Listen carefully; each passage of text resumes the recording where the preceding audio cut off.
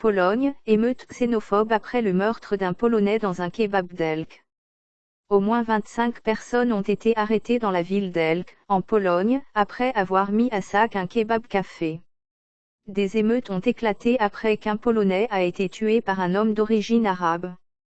Dans le nord de la Pologne, les autorités de la ville d'Elk, 60 000 habitants, ont demandé le déploiement de forces de police supplémentaires pour assurer l'ordre public après le début de sérieuses émeutes. Le 1er janvier, entre 200 et 300 personnes se sont en effet rassemblées devant le café Prince Kebab où Daniel, un Polonais de 21 ans, avait été tué le 31 janvier. La police n'a pas révélé la nationalité des 4 suspects qui ont été arrêtés, mais des médias polonais ont rapporté qu'il s'agissait de 2 Algériens, un Tunisien et un Marocain.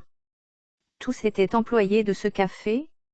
Le mouvement a rapidement dégénéré, les manifestants commençant à crier des slogans nationalistes et à jeter des pierres sur le café. Après avoir brisé la vitrine, ils ont saccagé l'établissement. La police a tenté de mettre fin à ces violences, mais les manifestants se sont alors retournés contre elles. 25 personnes ont été arrêtées et pourraient être accusées de violation de l'ordre public, a fait savoir le conseiller municipal d'Elk, Michael Tiszkiewicz.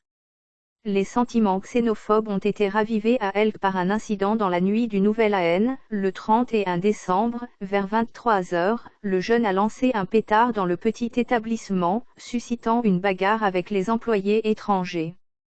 Il aurait reçu 2 coups de couteau, mais la cause exacte de sa mort n'est pas encore déterminée, l'autopsie étant prévue pour ce lundi 2 janvier.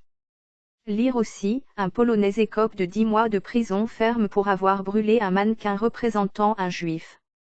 Le maire de la ville, Tomasz Andrukiewicz, a appelé ses concitoyens à ne pas inciter à la haine et à respecter le deuil de la famille de Daniel. Je voudrais demander aux habitants de se calmer et de respecter la tragédie que la famille de Daniel subit.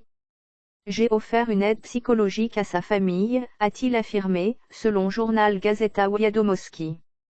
Cet incident pourrait provoquer une vague d'attaques contre des entreprises étrangères.